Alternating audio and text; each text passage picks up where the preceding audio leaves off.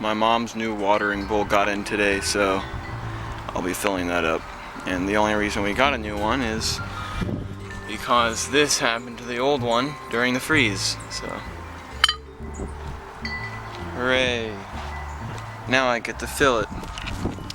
And the most fun part about filling is having to detach the hose from the sprinkler head. I think this is a sprinkler, at least. Yeah.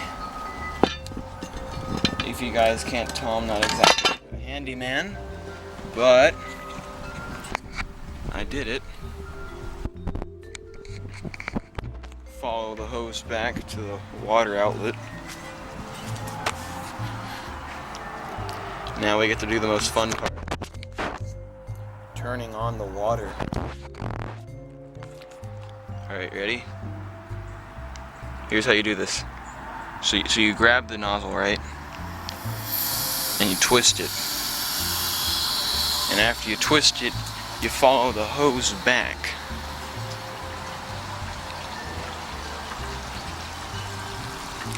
You grab the hose, you put down the hose, and then you actually reel in a proper amount of hose. Then you grab the hose again, and you fill it up.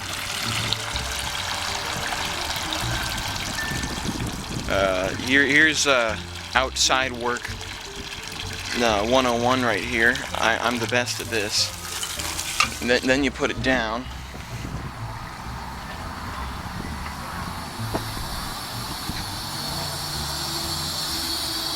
You twist it in the opposite direction of where you twisted it earlier to turn it on. You follow the hose back to the original location again, where the hose ends. And then you reattach the hose to the sprinkler for future preference. I know that's really challenging. It's not the easiest thing in the world, but after a little bit of practice, you might get the hang of it. And yeah, filling up a bird bath.